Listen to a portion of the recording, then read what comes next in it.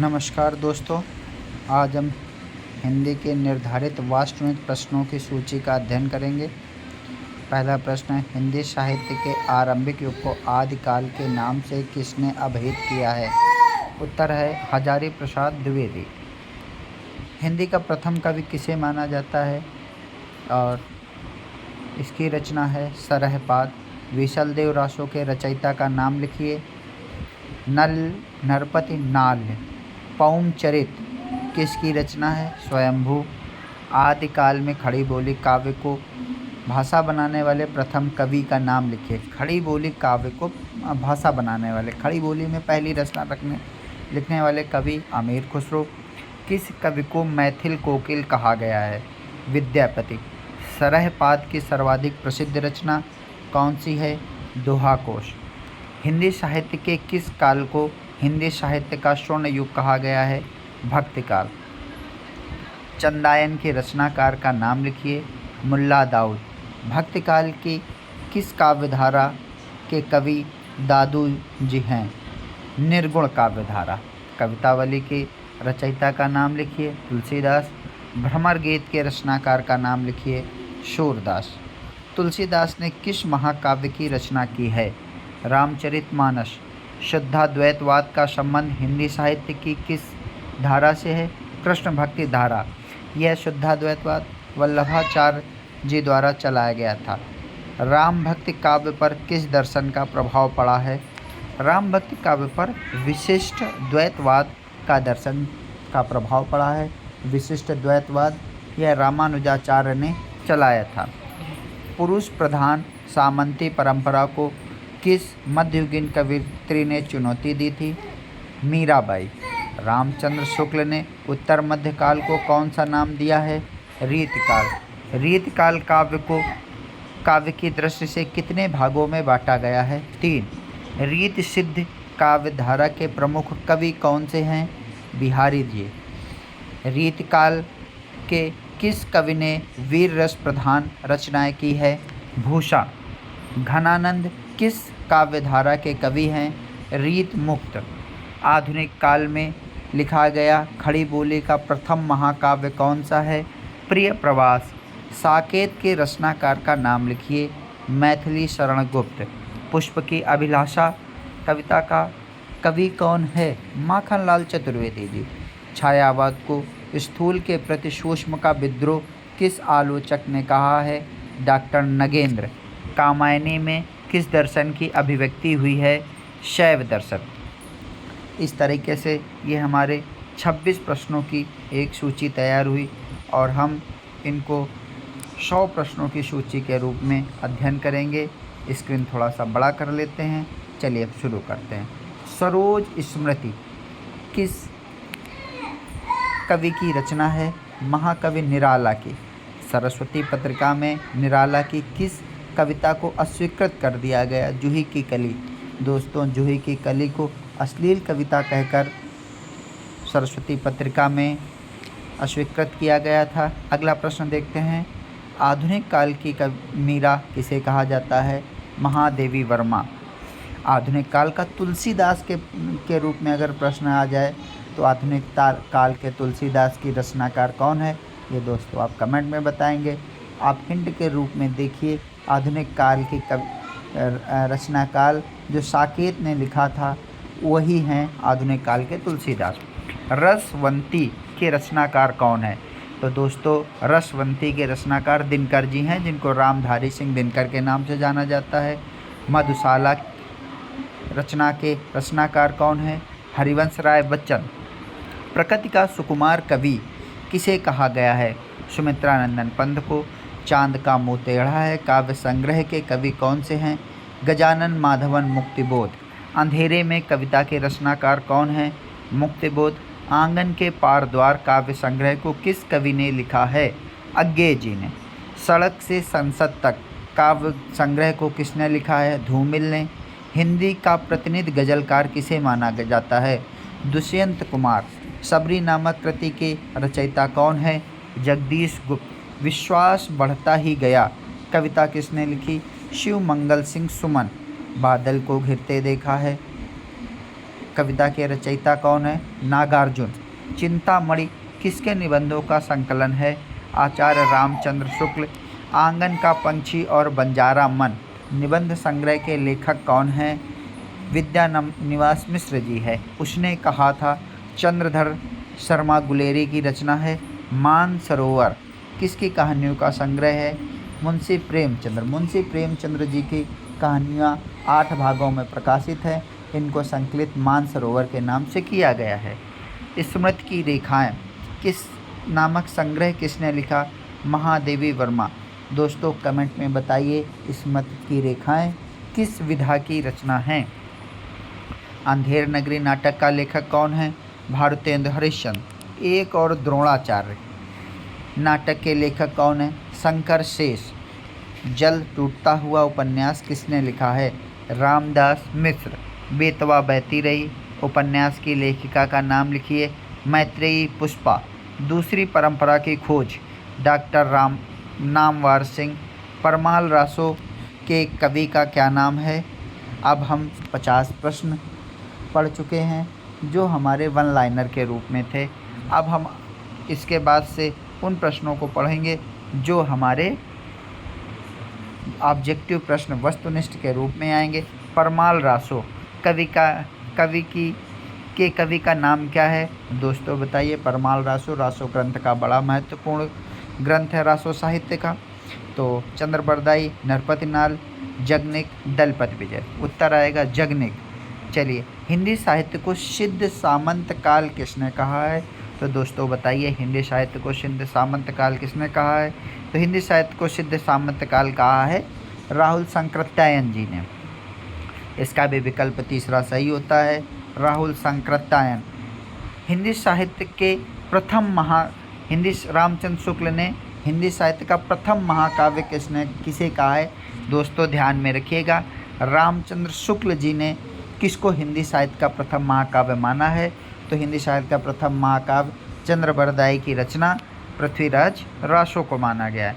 हिंदी साहित्य का दूसरा इतिहास दोस्तों लिखा सुमन राजे जी ने। नहीं, माफ़ करिएगा दोस्तों, दूसरा इतिहास बच्चन जी की रचना है।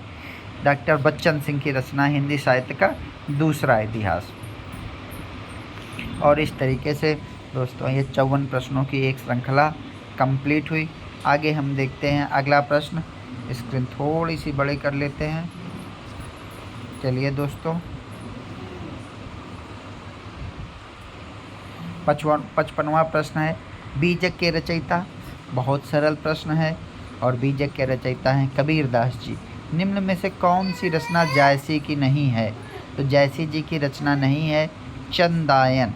भक्ति भारत में भक्ति का स्रोत कहाँ से प्रस्फुटित होकर उत्तर भारत में आया? दक्षिण भारत से। संतन को कहाँ सीकरी सो काम, आवत जात पनहिया टूटी बिसर गयो हरिनाम। यह पंक्ति किसकी है? इसके संबंध में एक कहानी आती है कि अष्टछाप के प्रसिद्ध कवि जी थे, उनको अकबर ने बुलाया था। उनका नाम था कुम्भन दास, और कुम्भन दास जी को अकबर ने बुलाया था और वो पैदल ही मथुरा से अकबर से मिलने फतेहपुर सीकरी गए। तो उन्होंने कहा संतन को कहाँ सीकरी सो काम, आवत जात पनहिया टूटी बिसर गयो हरिनाम।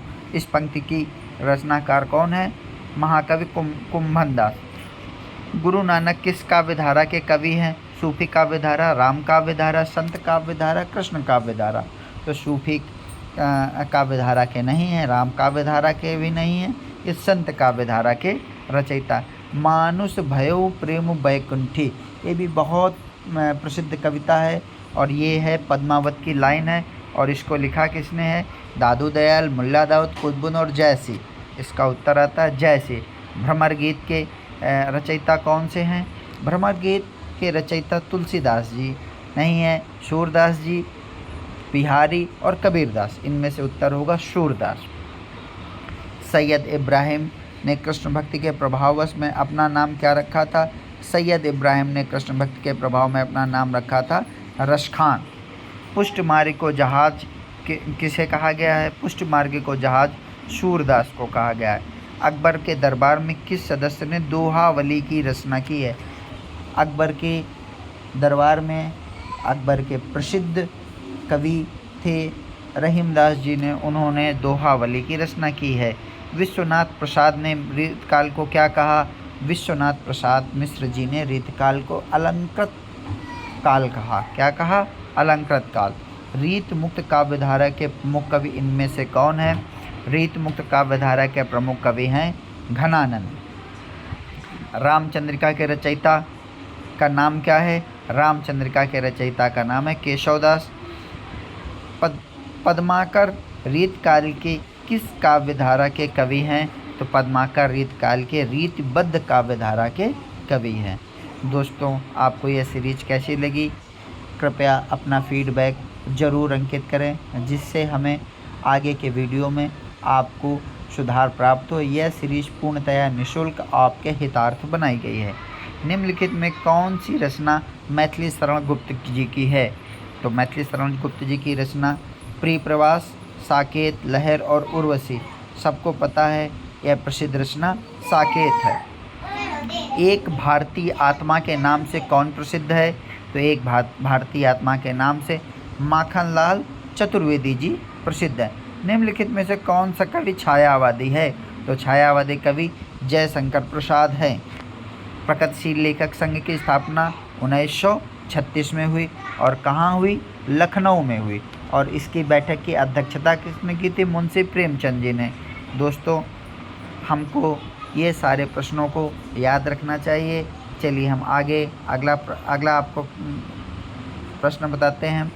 अस्तित्ववाद किस दर्शन से प्रभावित है? तो अस्तित्ववाद मार्क्सवाद दर्शन से प्रभावित है। प्रयोगवादी काव्यधारा का प्रारंभ किस पुस्तक से माना जाता है? तार सप्तक से। अज्ञेय के उपन्यास का शीर्षक है शेखर एक जीवनी। अंधा युग धर्मवीर भारती। मुक्तिबोध के काव्य संग्रह का नाम है? तो मुक्तिबोध के काव्य संग्रह का नाम है चांद का मुंह टेढ़ा है। तो दोस्तों, मुक्तिबोध के काव्य संग्रह का नाम क्या हो गया? चांद का मुंह टेढ़ा है। एक बहुत प्रसिद्ध रचना है पहाड़ पर लालटेन। यह किसका काव्य संग्रह है? यह काव्य संग्रह आधुनिक युग के महान कवि उदय प्रकाश जी का है। बेहद इम्पॉर्टेंट है दोस्तों, याद रखिएगा। साए में धूप। साए में धूप एक बेहतरीन से जो है कवि थे और बहुत प्रसिद्ध हुए दुष्यंत जी, उनका है साए में धूप। भारतेंदु हरिश्चंद्र के नाटक का शीर्षक है अंधेर नगरी। सबको पता है, याद रखिएगा दोस्तों। सरस्वती के संपादक कौन थे? दोस्तों, बिना ऑप्शन जाने आपको उत्तर आना चाहिए। सरस्वती के संपादक हिंदी साहित्य के महान लेखक, हिंदी साहित्य के महान गद्यकार महावीर प्रसाद द्विवेदी जी हैं। रामचंद्र शुक्ल का निबंध संकलन इनमें से कौन सा है? सबको पता है चिंतामणि। पगडंडियों का जमाना किस व्यंग्यकार का काव्य संग्रह है? यह प्रश्न पूछा गया है दोस्तों। यह पगडंडियों का जमाना हरिशंकर परसाई जी ने पगडंडियों का जमाना का व्यंग्य संग्रह लिखा है। बंग महिला की कहानी धुलाई वाली। समांतर कहानी कमलेश्वर। याद रखिएगा, समांतर कहानी के प्रवर्तक कौन हैं? कमलेश्वर जी हैं। आइए दोस्तों, 86वां प्रश्न पढ़ते हैं। निम्न में से कौन सा नाटक प्रसाद जी का नहीं है? भारत दुर्दशा। भारत दुर्दशा किसका नाटक है? भारत दुर्दशा भारतेंदु हरिश्चंद्र जी का नाटक है। आषाढ़ का एक दिन मोहन राकेश। 8वां सर्ग सुरेंद्र वर्मा जी के नाटक है। बकरी नाटक बहुत प्रसिद्ध नाटक है सर्वेश्वर दयाल सक्सेना जी का नाटक बकरी है। और इस तरीके से ये हमारे प्रश्न, चलिए अंतिम पेज और हमारे पूरे 100 प्रश्न कंप्लीट हो जाएंगे। 90वां क्वेश्चन, हिंदी साहित्य का प्रथम उपन्यास परीक्षा गुरु को माना जाता है। कौन सा उपन्यास? प्रेमचंद जी का नहीं है तो रंगभूमि, कर्मभूमि, तितली और गोदान। याद रखिए दोस्तों, तितली उपन्यास किसका है? जयशंकर प्रसाद जी का है। तितली उपन्यास जयशंकर प्रसाद जी का है। त्यागपत्र उपन्यास के लेखक कौन हैं? जैनेन्द्र कुमार। सूरदास के जीवन पर आधारित उपन्यास का नाम बताइए। खंजन नयन। निम्नलिखित में से कौन सा उपन्यास अज्ञेय जी का नहीं है? दादा कामरेड, रुकोगी नहीं राधिका, उषा प्रियंवदा। चाक के लेखक कौन है? मैत्रेयी पुष्पा। निराला की साहित्य साधना, रामविलास शर्मा। बिल्लेश्वर बकरिया निराला की है। हिंदी का पहला आत्मकथा लेखक कौन सा है? हिंदी का पहला आत्मकथा लेखक बनारसी दास जैन है। घुमक्कड़ शास्त्र का अज्ञे। और इस तरह दोस्तों ये हमारी सीरीज पूरी हुई। धन्यवाद।